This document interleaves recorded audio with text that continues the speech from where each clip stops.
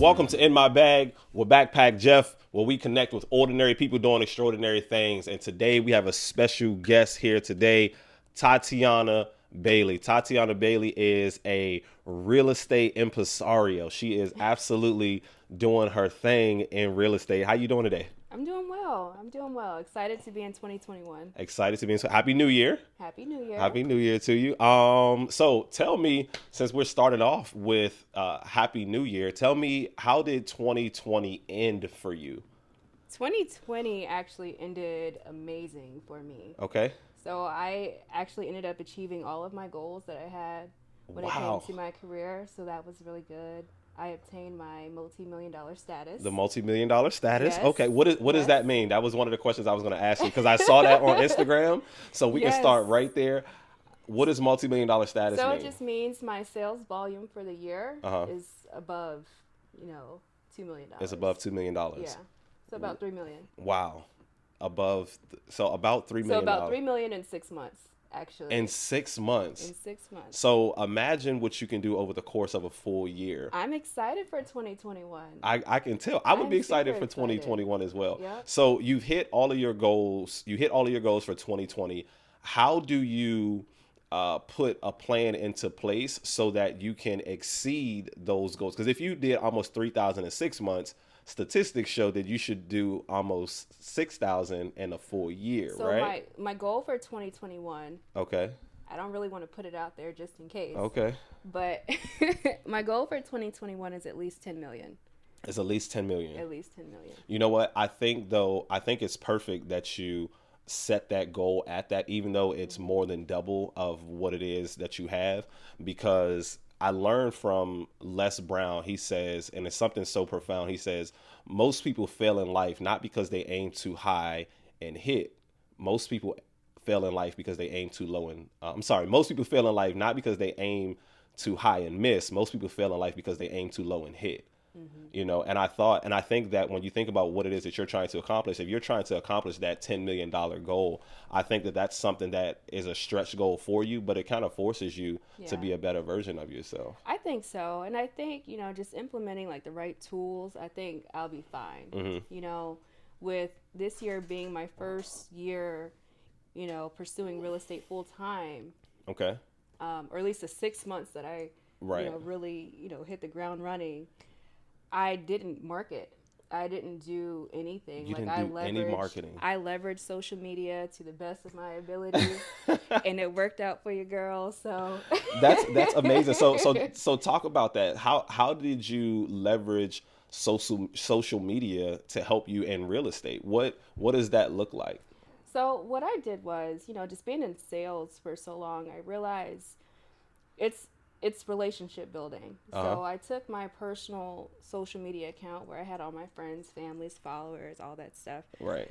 and I converted it into my business page. I did all of my real estate announcements, via my story or Right.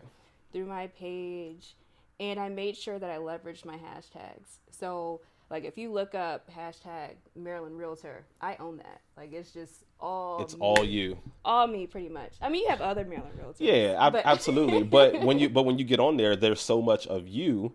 it's me. It's you. Yeah. Wow. So owning the hashtags. So that's something that I need to find a hashtag that kind of puts me in that same ownership that same Yeah. ownership level as you, because I want people, like when people hashtag something, I want them to, other than Backpack Jeff, I want them to to see all of me. So that's amazing. So you leverage social media. Tell us how else, like, was there a plan for There was a leveraging social plan. media? What was that plan like? There was a plan. I've been thinking about pursuing real estate full time now for about 4 years. Okay. So I got my license 4 years ago. Mm-hmm. And, this year I decided, I've saved up enough because real estate is not cheap to get into. Right. But the plan was to, just pay more attention to my friends. Uh-huh. I have my kids and everything. So I typically focus on that. But I paid more attention to my friends and their businesses. I focused more on patronizing their activities, their Right. businesses, and all that. And in return, people would support me as well in my venture. So that's really how I based it, just off of reciprocation and just genuine friendship and connection, and just making sure that my reputation was strong, so that people weren't just supporting me because I'm their friend, but because I'm capable. Yes. And you know what? Listen, I think that that's so big because oftentimes we get into a space where we think that people are supposed to support us because Right. we're friends or because we're family, and not because what we do is good and not because of what we do is beneficial, but they know that what you do is good, it's beneficial, it helps.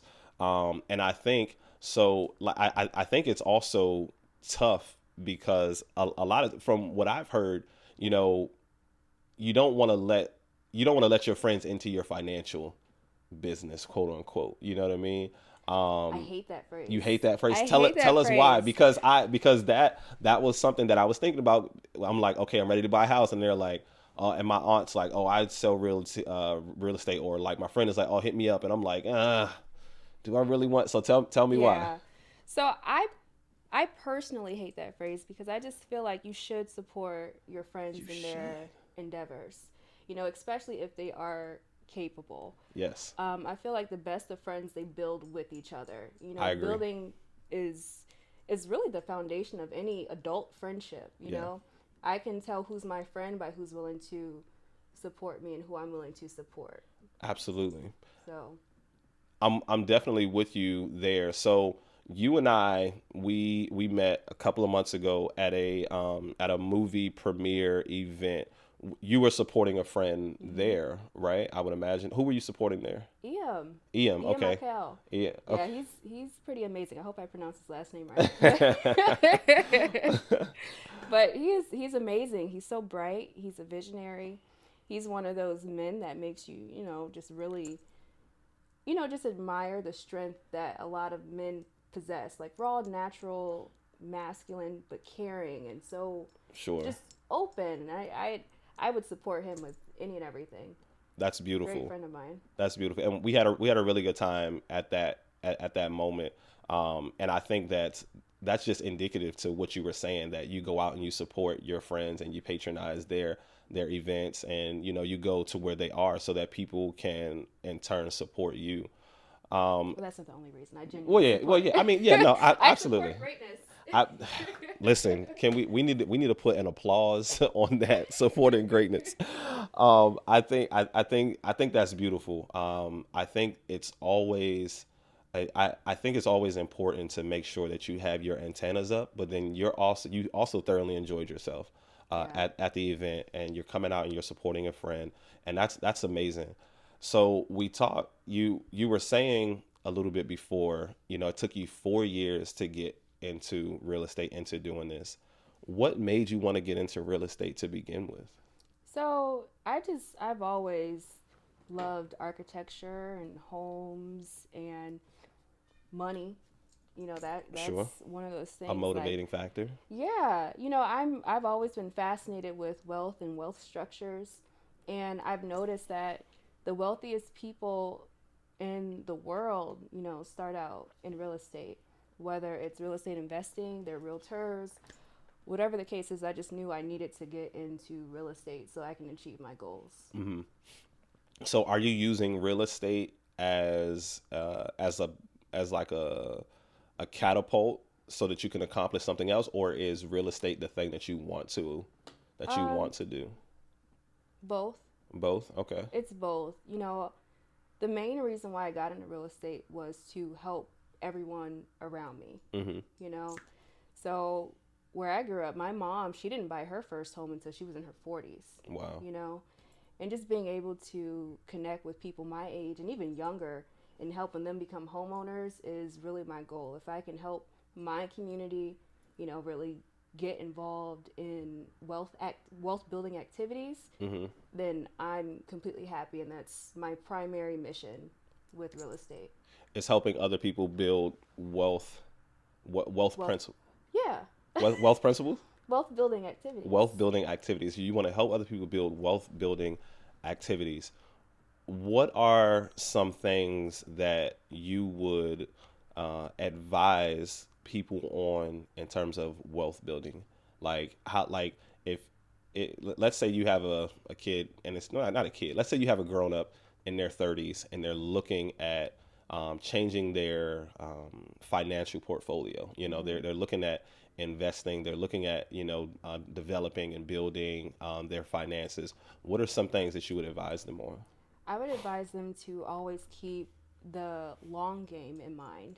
Sure. So, if you're deciding to purchase stock, or you're deciding to, purchase a home or purchase an investment property, think about your return when you're making that purchase. Like, what are you hoping to get out of it? Like, too often I run into people that they're looking for like a dream home type situation.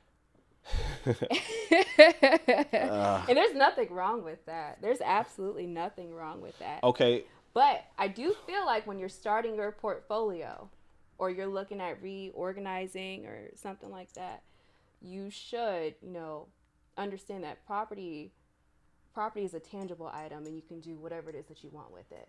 This is hundreds of thousands of dollars that we're talking about, that you have access to capital with that particular building.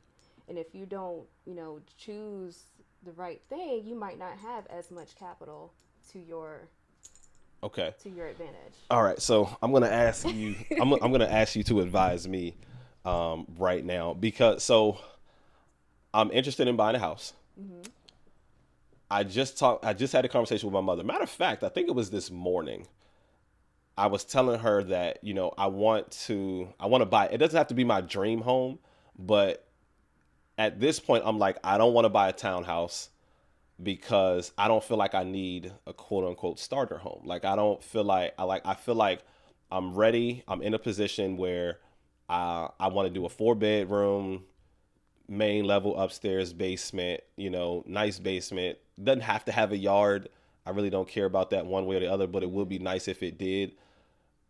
Should I invest in the startup home because that's an investment over the long term, or should I say, you know what, I want to get the house that I want, but that's also an investment, but just, maybe a more risky investment, I guess? No. No? No. So, I mean, there's different ways to go about Okay. getting what you want. Okay. If you want the dream home, go for it, but make sure you get new construction. So if you can get into a new community early, typically those things go up in value over the next year or two. So new construction is a good way if you want to go ahead and just purchase your dream home. Okay. Other than that, you want to, get something that you can put some work into. Right. If you can get into a home with some instant equity, I always advise, like, that's always the best position. Okay. You never know what you might want to use those extra funds for.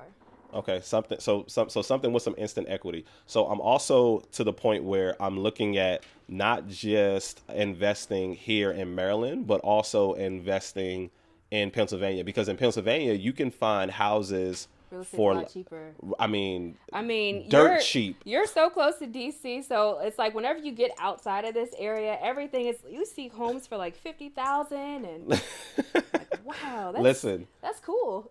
Listen, I'm steady looking at houses in Pennsylvania and Uniontown, where I was at, and other areas of like Southwest PA, Pittsburgh and stuff like that. Yeah. I mean, you can buy these homes for 20, 30, 50, 50,000, like you said. And a lot of them, what I'm seeing is it's just nobody wants to do the grunt work of fixing them up. You know what I mean? Yeah. And you wouldn't even have to do all of the back end, like all of the whole entire flip. You can just get it to a point where someone else wants to take over the investment of doing the rest of the flip. That's true. So so are you interested in flipping houses? Yeah, I currently work with a few different investor clients. So I'll be closing on the 8th an investment property, and we're going to be putting in a considerable amount of money into that. Okay. So flipping is not always worth it. You have to know what you're doing. You need to have an established team that you trust and they know what they're doing. Mm-hmm. Licensed contractors, permitting, all that. Okay. But it's absolutely worth it. Where do your investors, where are they flipping? How they flip them in Baltimore? Because Baltimore is like is really prime hot real right estate. Now. So Baltimore's really cool. So my current investor client, he likes to invest in like Capitol Heights. Mm-hmm. Capitol Heights is an opportunity zone, and also DC. So this property that we have is in DC. Okay. DC is always a great location to buy in if you can. Although the average cost of a home is a little bit more expensive, Yeah. it's still worth it. It's still worth it. You put the money in there, you can sell it for half a million up to a million, whatever. The property values in DC just don't go down. That's one of those recession-proof areas. Like, Mm-hmm. I always talk about, back in '07 when the market crashed, Mm-hmm. DC was unaffected. You know, Really? hmm so it's always a good consideration to purchase in DC Mm-hmm. or around the surrounding areas. Alexandria again was unaffected. Was unaffected. And Yeah. is it because they're big cities like that? And because, I mean, DC It's is, not the fact that they're just big cities. There's big cities everywhere, right. but DC is like one of those power cities. It's Okay. like a capital of the world. Everybody wants to be in DC at some point. Right. The amount of homes that are available is scarce. Space is scarce. You pay $20,000 for a parking spot in DC. What? Yeah, yeah. Parking spots in DC are about 20,000 on average. Oh my Yes, they goodness. are. You can own it, rent it out, do your thing. You can But so you can so if I get $20,000, I can buy a parking spot in DC and then I can rent it out, or you or can go to Pennsylvania you can go to and get your Pennsylvania house. and buy a house. You know what? But parking in DC is a pretty penny. Parking in DC is a pretty penny. Them fees are definitely a pretty penny. Yeah, when you get towed and getting boots on your car and stuff like that, if you're not paying your tickets, those are all things that are very very costly in the long run for sure. But yeah, I'm looking at so back to the original question. So you think so? Let me ask you this way: should I do the startup house, or should I get the house that I want? What would you It advise? depends on the situation. It depends on It the situation. depends Okay. on the home. I Okay. mean, personally, I like projects because you can kind of, dictate how much money or the appraised value of your home if you are, changing the layout or adding another bedroom or another bathroom. Mhm. So I do like the idea of getting, a startup home, something a little bit more inexpensive with some character that you can add and build value With some with. character, a home with some character. Okay. Character. All right. I like that. I'm gonna when I all right. I'm gonna say I want a home with some character. Can you help me find that? Um. So, what would you tell a first time home buyer when they're looking at buying their first home? Because we always hear you got to put down 5% or you got to put down 20% or you got to put down this percentage. Can you demyth that? Like what is? Well, yeah. I mean, you have to look at your options. Mm-hmm. So there's ways that you can, get a zero down loan. Okay. You can purchase in a USDA area if you're a veteran or active military. You could take advantage of a VA loan. Okay. There's so many different ways. There's a NACA program where they take care of your down payment costs, and they don't look at your credit and things like that. So that's something a lot of people don't know about. Tell us about that. Tell us about that. You're gonna have to visit NACA for that. I'm gonna have to visit NACA for that. Okay. Shouts out to NACA. I will be going to your website after this to find out more information Yeah. about But this. NACA's a great program. Okay. NACA's a great program. You definitely have to look into that. But it's a great option for those that, they don't want their credit to be a factor in their home buying power, Okay. So they'll help you with your down payment costs, they'll help you with your closing costs. I think their requirement is you need to at least come with $3,000 to $8,000 or something like that. Okay. No. But they approve you for a mortgage for whatever you're paying in rent. Wow. Yeah. Oh, listen. Yeah. We listen. NACA's cool. no. Not okay. Not all right.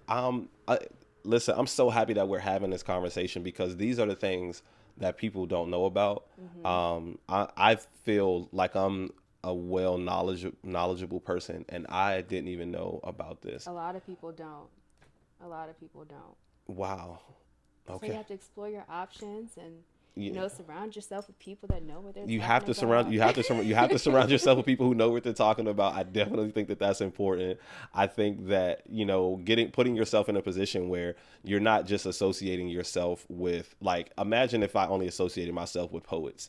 I mean, that Interesting conversations. interesting conversations, Yeah. but I wouldn't be able to have these type of conversations. I wouldn't be able to talk about growth and wealth development and stuff like that with all of them, just because of mindsets. You know what I mean? I like to Hmm. connect with people like you who are in sales, and people who are just looking at expanding and growing who they are.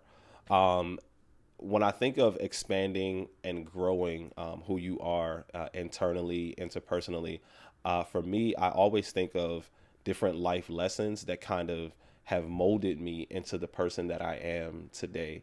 Can you talk a little bit about a life lesson that has molded you into who you are? Yeah. So I have two girls. Okay. Um, my oldest, she's getting ready to be 9. Okay. My baby girl, she's getting ready to be 7. So Okay. somehow I have these grown children. These But grown children. just uh, raising them, on my own without like the help of their father was just one of those awakening moments. Like once my youngest was born, he was Hmm. kind of just out the picture, like for good. And that was just one of those awakening moments. It's just like you can't depend on anybody. Right. Like that is a luxury. Yes. So, just being able to just put my head down and do the work and just make sure that, I remain happy but fruitful for my daughter's benefit. That I think that was my biggest life lesson for sure. So with COVID happening, how did this shift what it is that you do work wise, and how did it shift what you do as a parent? Because I know when COVID happened for me, the thing that I had to do with my daughter was I had to do a lot of hands on with her, and because I was doing so much hands on with her, it prevented me from doing a lot of the hands-on stuff that I needed to do with work. And so, like, I had to like put together a system of like, okay, I need this to happen, I need this to happen. I got to put all of these things together and put them in place, so that my kids don't fall off Yeah. educational, and then so that I don't fall off in the business. What was that experience like for you, and how did you make that shift? It was crazy and it's still crazy. Uh, It's still crazy. I'm so thankful for my support system. You wow. know, now like my mom helps me. Like if I have like a closing, you know, before 4 o'clock, she'll be there. She'll, just basically just monitor and just make sure everybody is in the right session because this virtual learning thing is hard on the children, especially my kids. First and third grade. Those Yeah. like I just can't imagine in my mind And they're such a going to like pivotal point yeah, in their lives. yeah. So we do a lot of like readjusting. So like even after school, after they're done with their virtual learning session, my oldest, she's on it. She's good. But my youngest, she's in first grade. That's a pivotal Hmm. grade right there. So we'll do like an art activity to go over her math and her numbers, so she's understanding like the tenth and the hundredth and the thousandth place and things Hmm. like that. And going over like certain books, having her sister read things like that. But to answer your question, sorry, I went off on a tangent. No, that's okay. That's okay.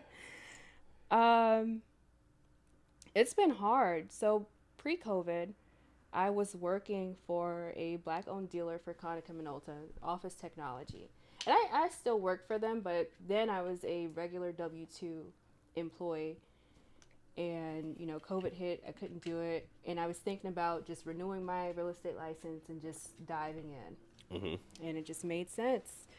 So when COVID happened, and they were announcing that basically the world is shutting down. Right. Stay your butt home. Um, Only essential workers are out. It was it was just hard, you know. My boss wanted me to still come in because I was one of the top performers. I was the top performer at that particular job, and I just couldn't do it with my children. Hmm. And then I just renewed my real estate license, and I had my whole plan on how I was going to attack that, which I had to pivot and change a little bit. Right. So it was a lot at first. We're starting to calm down a little bit. Starting to get a little plan, starting to get a little adjusted to Yeah, it, but and it's still hard. It's still extremely hard, you know, because I run a mile a minute. I really do. And then this year, real estate really took off unexpectedly. I had my goal. I didn't know if I was going to reach it or not because they say a lot of first year agents they fail. Although it wasn't my first year holding my license, it was my first year like actively actually actively practicing pursuing. it. And you know, I think all in all, I'm really proud of, you know, how I approached COVID and 2020 and everything. So, I mean, I wouldn't change anything. So, I think it's been great. That's that's a good thing when you can adjust on the fly. Like I give the analogy, life called a blitz on us, and we had no idea this was coming. And a Yeah. lot of us had to call an audible and say, okay, you know what? Like for me, a lot of the things that I wanted to accomplish, I didn't get them accomplished. A lot of the things that I didn't know I needed to get accomplished, I got them Yeah. accomplished. Yeah, for sure. Right. So, other than your two daughters, who or what is your inspiration to continue? Because you have to have something that makes you want to, eclipse that goal of, what you did Yeah. this year. What's that inspiration like? Well, I mean, I gather inspiration from everybody that I think is great, you know. Something that really hit me this year was Kobe's death. And Kobe's somebody that, like, I absolutely have loved forever. I'm from Mm-hmm. California. Okay. And when he died with Gigi, like it broke my heart. Like I still cry today about that. Wow. Um, but to me, like he's always represented just greatness and you know understanding understanding a situation and just making the most out of it. You know, I just really loved his mentality, and I feel like he's like a constant reminder and constant inspiration for me. So when I see like the number 24, it tells me, all right, go harder. You know, if I'm in the gym, I'm on the treadmill, and it, Yeah. you know, the number 24 pops up, I'm just like, all right, Have you read his book, The Mamba Mentality? I have. You have. I've read that. I read the book by Tim Grover. What is it called? The Cleaner. Have you read that? I have not read that, but I'm gonna It's put that. all I'm gonna. about It's Kobe. all about Kobe. I'm It's gonna all put that on about my list. Kobe. It's I about being a have the cleaner. I have the Mamba Mentality up there. Usually it's up, but it's not up right now. I don't know why it's not up because I was like, oh, I wonder if she can see it. No, you can't see it because it's over there. But I have the Mamba Mentality. I'm highly interested in it.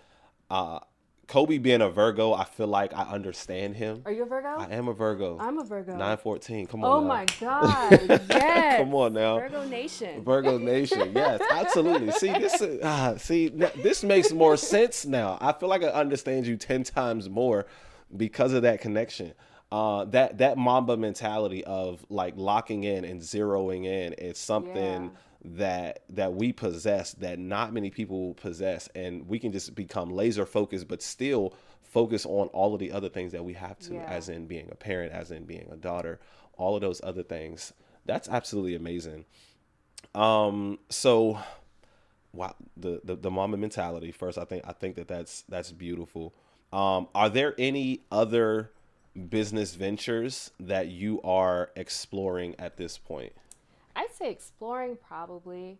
I mean, right now I have essentially two jobs. I'm a realtor and I'm a broker for my previous company now. Okay.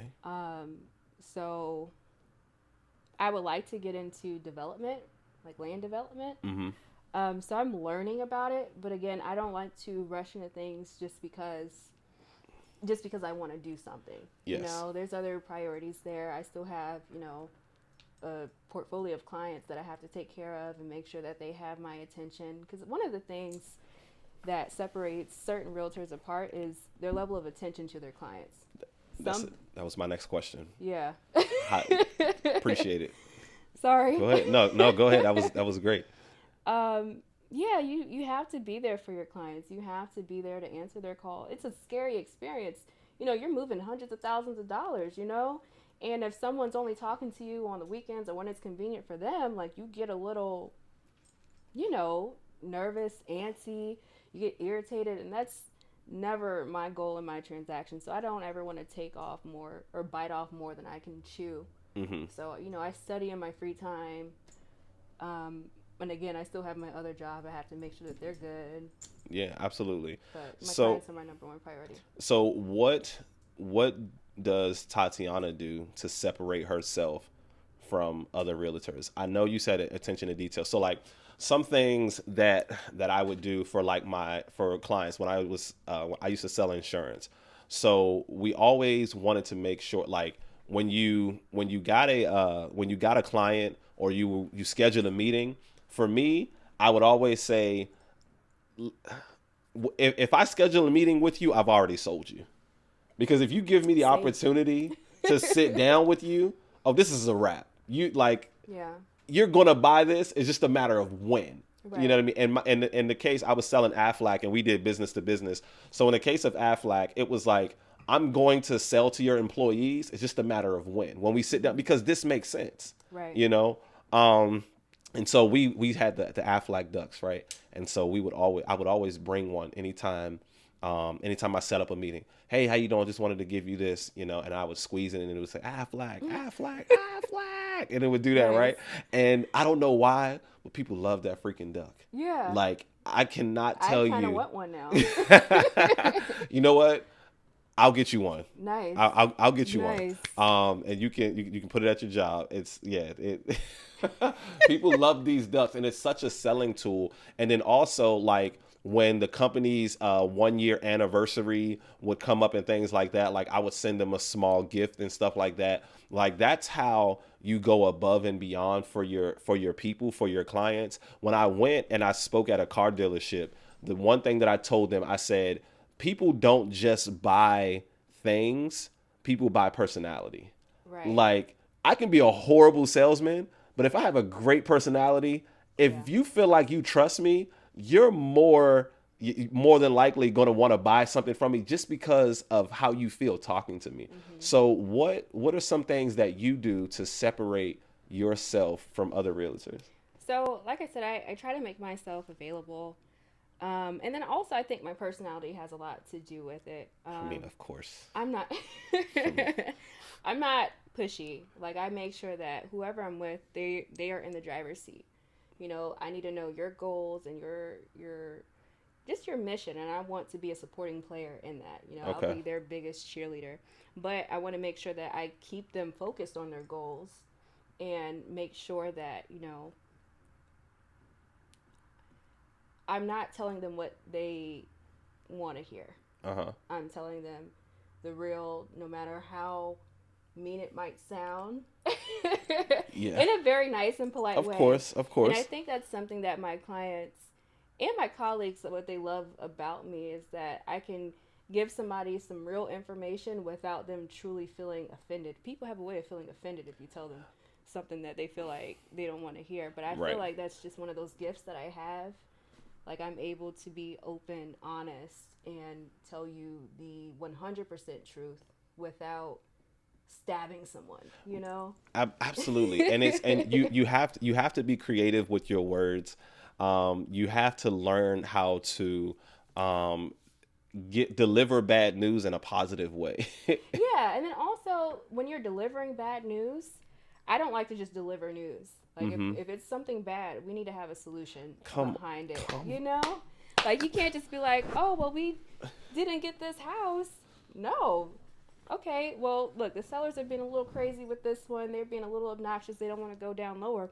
But I did find this other home that's, a million times better, and it's within your whatever. But there needs to be a solution behind it, and I think that's something that people appreciate about me is that I'm very solution oriented. Yes, I think that that's such a key. Like I ask people to give me criticisms or critiques on even how I can make this better, But like if if you're gonna tell me, or like if I don't ask you how this can be better, but you offer your critique of how it could be better, don't just give me the critique. Tell me, hey, look, you should maybe try doing this a little bit more, or maybe try turning this up, or maybe try doing it. But don't just come to me and say, oh no, this was terrible. And I'm like, because now you sound like you hating. Exactly. Now you sound like Exactly. you hating. Now you sound like this is personal, and you wish, So I love being solution oriented. I think a lot of people, when they're dealing with issues, they focus a lot of their attention anyway on the problem as opposed to what the solution is. And so, like you said, when I can take something, I can take not getting the house that I may have wanted if you can present me with another house that I may want. Hmm. So I think that. So what are there any other things that you do to like separate yourself? Like a lot, like some people like do gifts, or some people do, Of course. Every small closing things. I have comes with a closing gift, and it's everything's personalized to that person and their goal. So if it's a first time home buyer, I might get them like the essentials. If Hmm. I have like an investor client that does like Airbnb, I might get them some decor for, their Airbnb property, or just anything. It's everything is thoughtful, thought felt. I don't Uh-huh. know. Thoughtful, But you got it.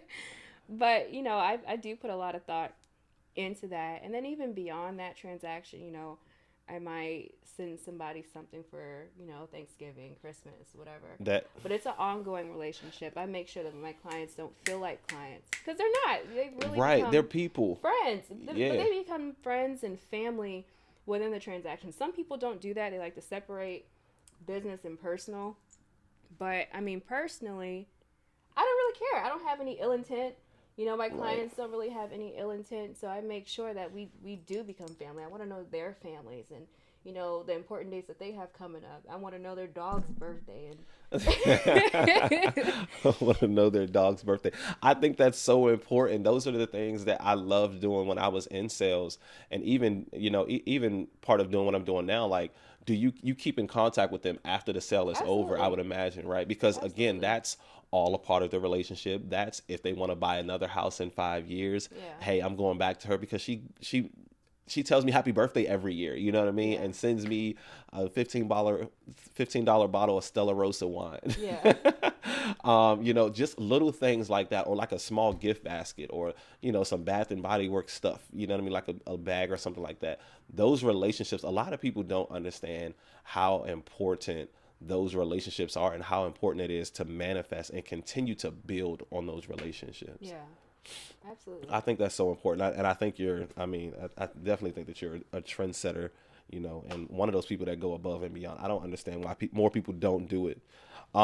So, what does it take to be successful in real estate? I think it takes consistency, Mm-hmm. number one, um, discipline, and just the want to do better, not only for yourself but for other people as well. Mm-hmm. I feel like a lot of people, they get into real estate and they think about money, or just hurry up and close a transaction and things Right. like that. But I feel like those people, they crash and burn pretty fast. Easy come, easy go. Yeah. Um, but I think when you are a consistent person and you do your due diligence with everything, I feel like that's just a recipe for success.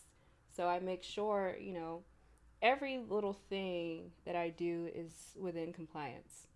I make sure that, there's not anything that I've dropped the ball on. I make sure that my checks and balances are in place. I make sure I'll call Amber up and say, "Hey Amber, check this. Make sure that there's nothing out of place, and we need to make sure we're getting this deal." If I need to, basically, I do whatever I can to make sure that my clients are set up to win. And I Mm-hmm. feel like in order to be successful in this industry, you have to have the mentality to want other people to win just as much as you want to win. you know, uh, it's just like a Virgo to say that. Can I just put that out there?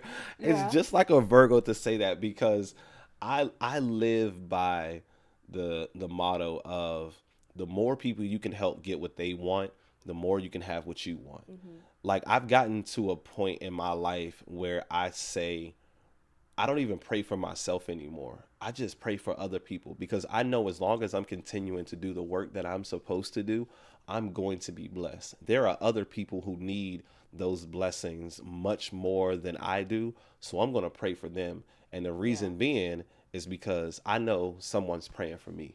I know my mom is praying for me. I know my dad's praying for me. I know I have, prayer warriors in my circle that are praying for me. So that allows me to want to pray for other people. I mean, it's uh, you, you're an amazing person. You're an amazing human being.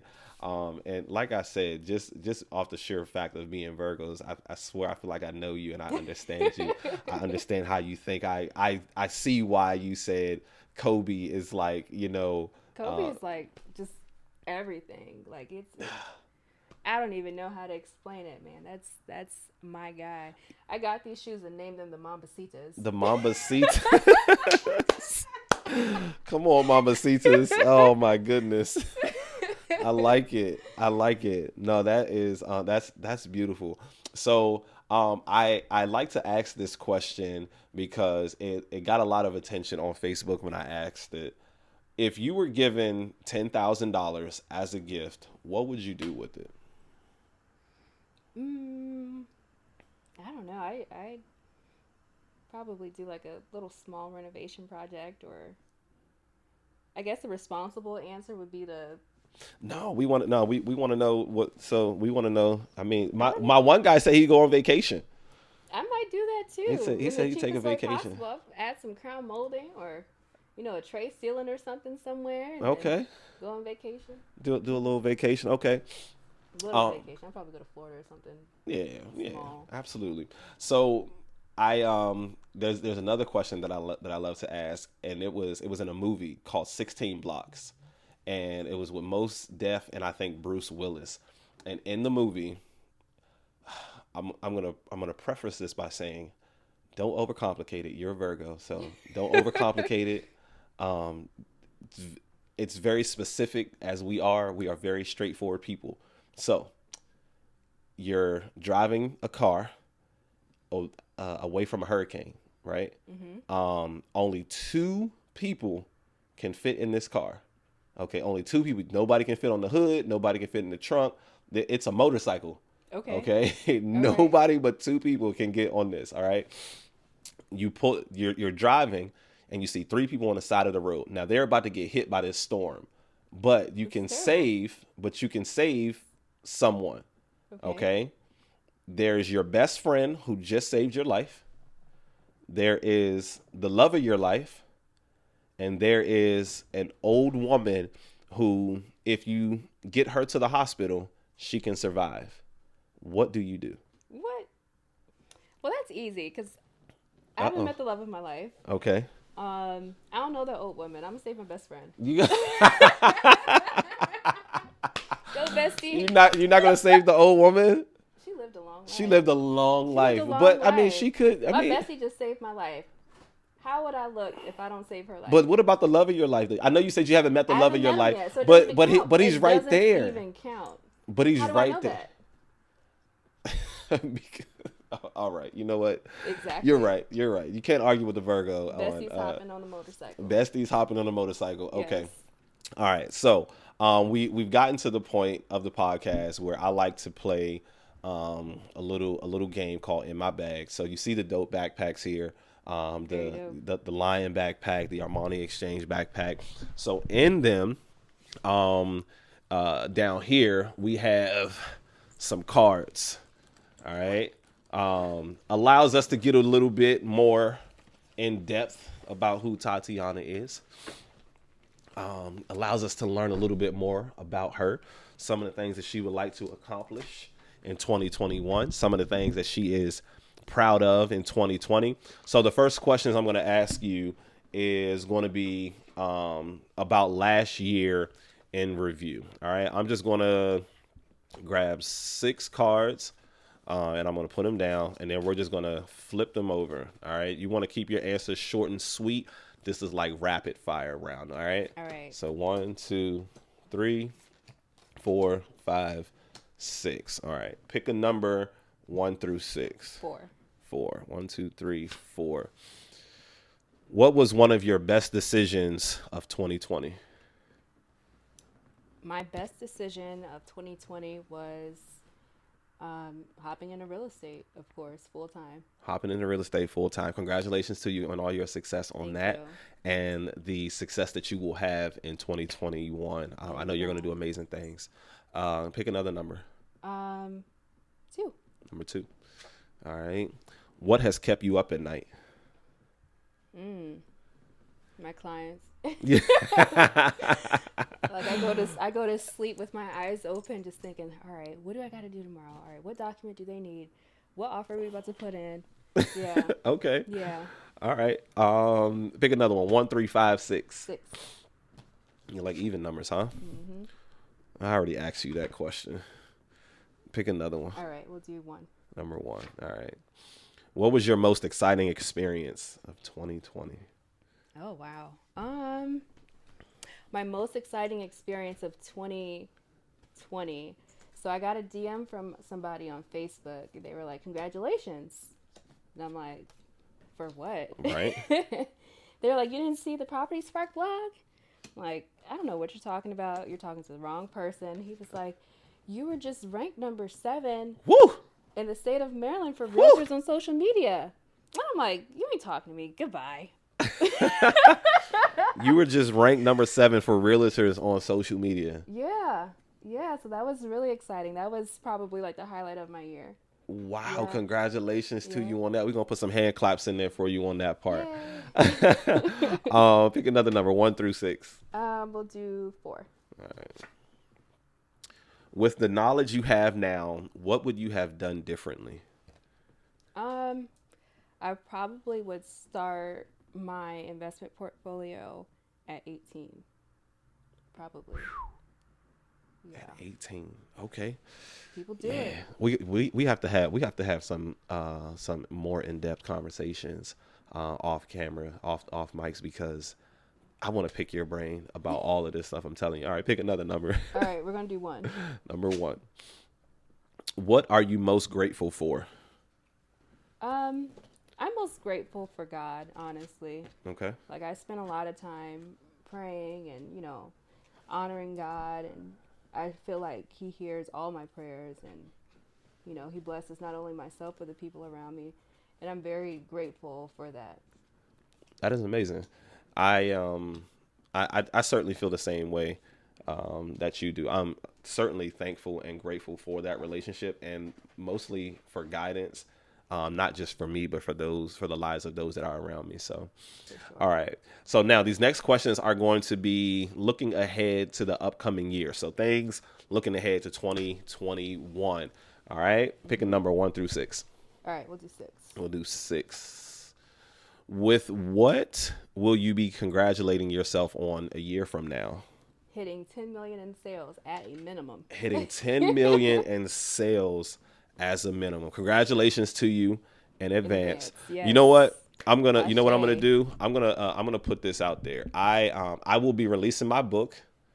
Well, you know what? I'm not gonna say that because maybe you'll buy a copy of it before then.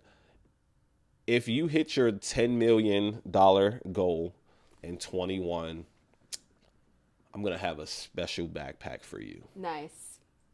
I want it just like this. You want okay? I want some gold. You want some gold in there? Yeah. All right. I'm gonna have a special backpack for you. You hit that Nice. $10 million goal. I'm gonna have a special backpack for you, and it's gonna be loaded with some backpack stuff inside the backpack. Nice. All right. Love it. Next, 1 through 5. We'll do 3. We'll do 3. What habits will you take with you into the next year? My self-care rituals.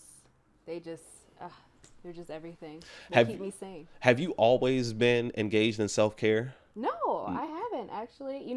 After my daughters, I wasn't like I just didn't really care. Like I'm just like going through the motions, hurry up, take a shower, get out of the house.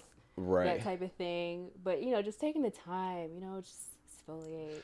You know, see, it's Nice little so pedicure I baths. know So it's get your so funny that you nails said done. that because we can get so wrapped up in work, Yeah. and we can become so tunnel vision that we forget about taking care of ourselves. Like I wrote a poem called "Inspiring Woman," and it talks about like she let me know that the attainment of wealth is important, but my mental health is too. So taking care of yourself is so important, and we can get so wrapped up in like I want to continue to be successful. I gotta push. I gotta make this close, and I gotta send this out. I gotta do this. I gotta do that. That we forget to take care of ourselves. Right. And so I've spent so much time recently doing self-care, doing my face wash, doing my Nice. exfoliating, doing my face scrubs, you know what I mean? Even going to go get manicures and pedicures. And it is so important. Good. Listen, I know why. Guys, if y'all don't know why women go to the nail salon and sit there for hours, it's not because they really getting their nails done. It's because the massage chairs that they have that you put your feet in and you lean that joint back and you push it, and it's like this, and you getting your feet rubbed and everything, and you Just like doing like that. this. You got the joint going. I'm telling you, that's why they sitting in these nail salons. All right. Pick another number. One, two, We'll do four, one. five. One. All right. To what are you most looking forward? And don't say hitting your $10 million. Oh my God, but that's. I'm excited to really get a good start on my marketing this year. Okay. That's it. All right. All right. Looking forward to get a good start on your marketing. All right, we're gonna do one more round of these, and then we're gonna talk about the juicy stuff. All right. All right, pick another number, 1 through 6. We'll do. What is this? 5? We'll do 5. That's 5. All right. The time is ripe for dot dot dot. What time? No, I'm the time, the confused. time, the time. So you got to finish this. For 20. Yeah, 2021. The time is ripe for. The time is right for planning your 2021. Okay. I don't know. That was very easy. So okay, I'll give you an example. So like for me, the time is ripe for taking over social media, and Same. yeah, and I mean like Gary V mentality, just hitting them in the face. Every Tuesday, I'm going live to talk about relationships. Every Thursday, the podcast is dropping. Every Saturday, I'm meeting with my mentor circle. Every Monday, I got new like the time is ripe right now Right. for absolutely taking over social media, I agree. dominating social media. I agree. All right, pick another one. I'll flip it. Okay. Ooh. To what are you least looking forward? Shelling out the money for my marketing. Shelling out the money for marketing. Hate That's it. what I'm gonna use those 10 bands for. That's what you're gonna use those 10 bands for. I got Facebook ads running right now, Instagram ads running right now. I just put it in the budget, and I'm like, look, this has to happen. So I mean, I got to do it. All right. Was that 1, 3, 4, 6? We'll do one. We'll do one. Who do you want to give more attention to? Definitely my babies. Okay. For sure. So this year, it's just been so busy. And I've been saying, this year, 2021, my number one resolution was to spend more quality time with them. Okay. And that's just my goal. You have to sacrifice time sometimes when you're a working single mom. Absolutely. So that's my answer for sure. Okay. Yeah. I think that's a great answer. All right. So, are you comfortable talking about relationships? Sure. Sure. Okay. Let's do it. All right. I don't got Dun, dun, nobody dun, that's gonna dun. All right. So this one is called Tonight Let's Talk, the card game. More interesting conversations. Let me see. I'm gonna let you pick a card here. Go ahead and grab one of those out. Uh-huh. All right. Do you want me to read it before? I'll let you read. Yeah. What are you most afraid of and why? In relationships? No, just in general. In No, general? not in relationships. Um, I'm afraid of little creatures like Like spiders. spiders, mice, anything that could be in an attic. Squirrels sometimes. Yeah. Anything that could be in an attic. Okay, this is very this is very I'm just specific. saying. So It me, terrified me. I am most afraid of um elevators. I don't for real. How? Huh? How? I don't like being in closed confined spaces where I don't have control. You gotta get over that. I listen. We live in a tall city. I take elevators. I take elevators, but I'm never comfortable in them. Yeah. When I'm not one of those people who be on the elevator that be doing like this bumper cars and doing all of that. Some people I play wouldn't on do it elevator though. stuff. I don't play about it. Yeah. I was watching the movie Speed and they got stuck on the elevator the other. That's my worst fear is getting stuck on an That's one elevator. of my fears too. Like that's never Whoo! happened to me, knock on wood. Listen. Definitely But knock on wood. yeah, I That is couldn't one of handle that. I would cry. I And get I'm a crier. claustrophobic. I'm a crier. I would Uh, cry at a dime of listen, a hat. Like get me out of no here. games. That's one of the things that I was always worried about playing football was being on the bottom of a pile. Why are there so many people on me? And if I can't Yeah, move, I can't get out from up underneath. I'm terrified. All that's right. fair. Here, grab another one and then pass it to me.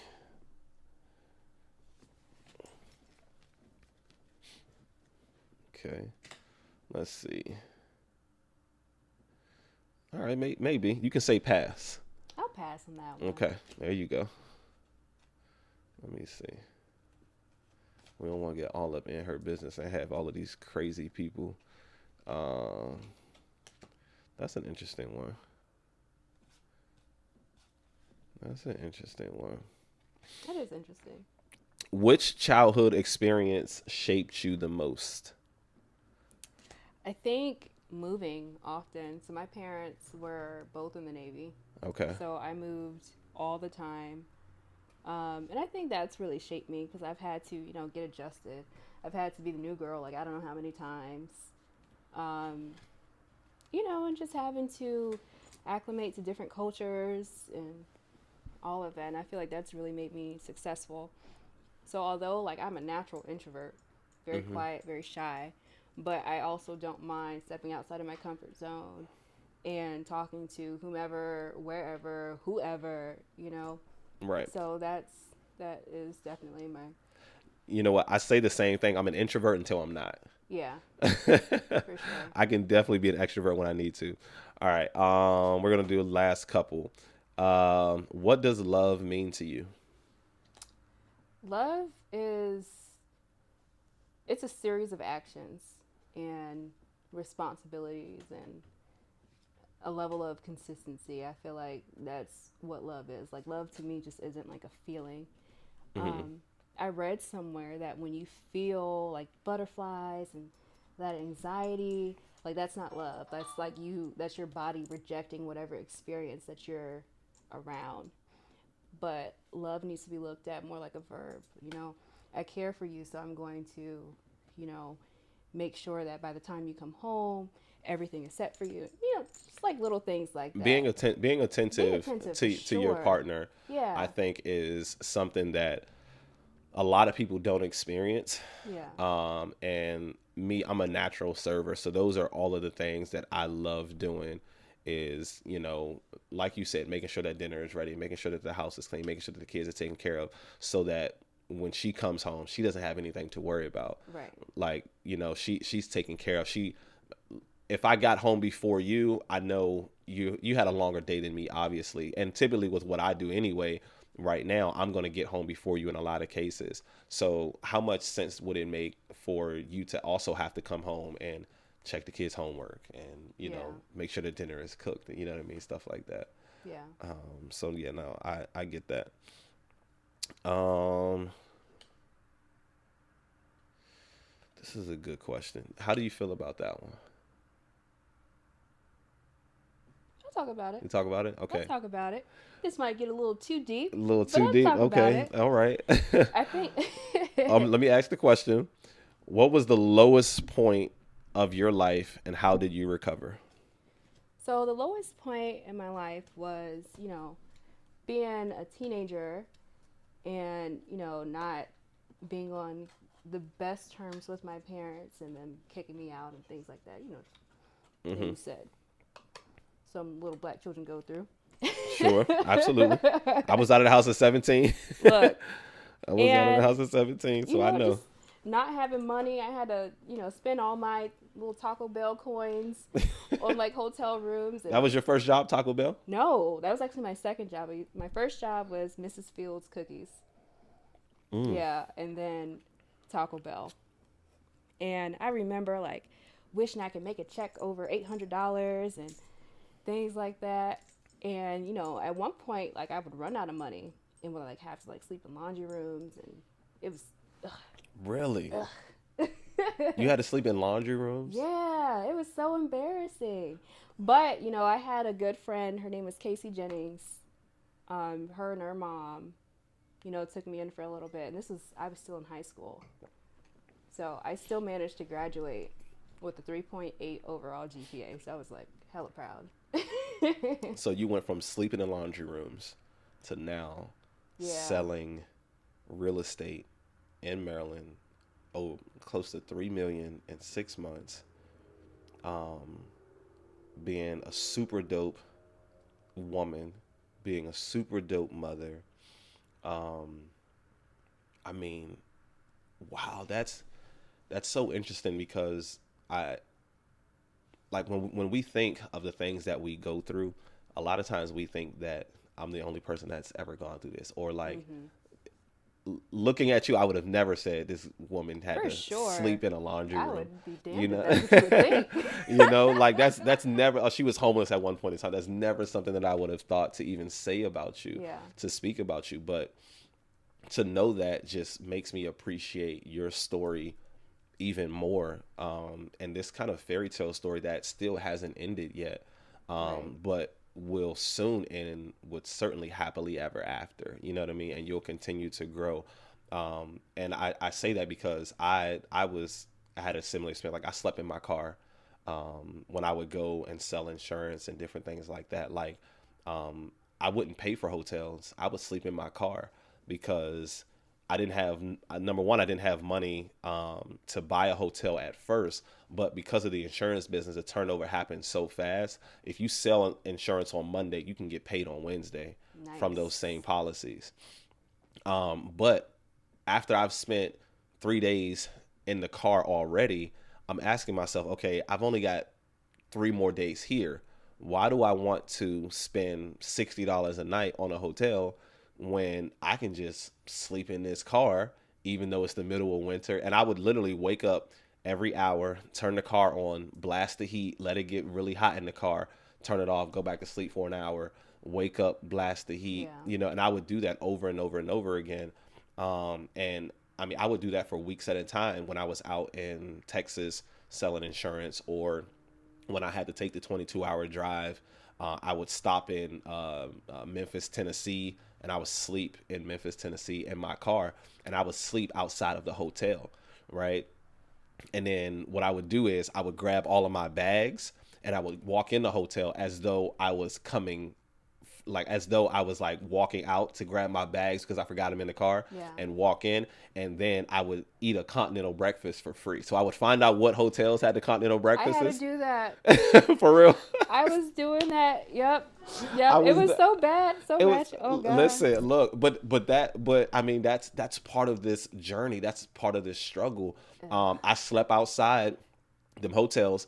I went in there, I ate that continental breakfast, then I went to the bathroom.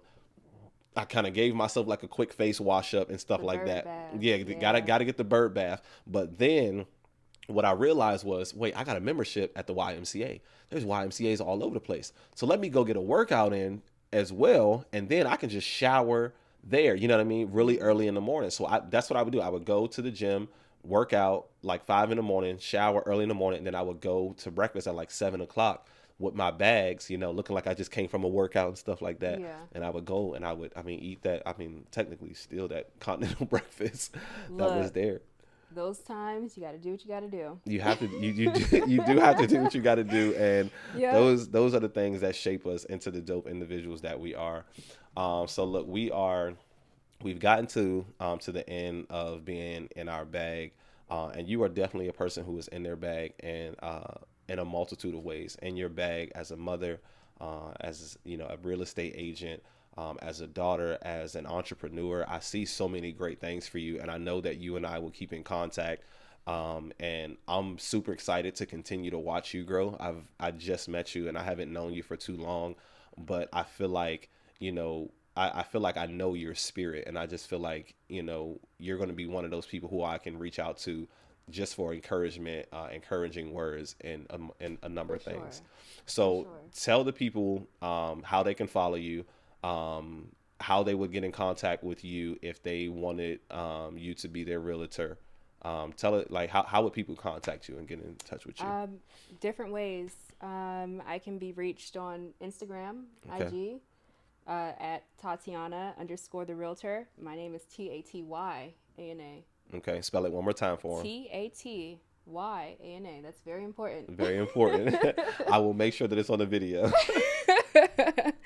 Or, I give my number out all the time. Okay. It's 240-640-2088. Yeah, Okay. shoot me a text, call me. Or I can give Jeff my email if he wants to put that I on the will. video. Yeah, I will. I will definitely put your email up there.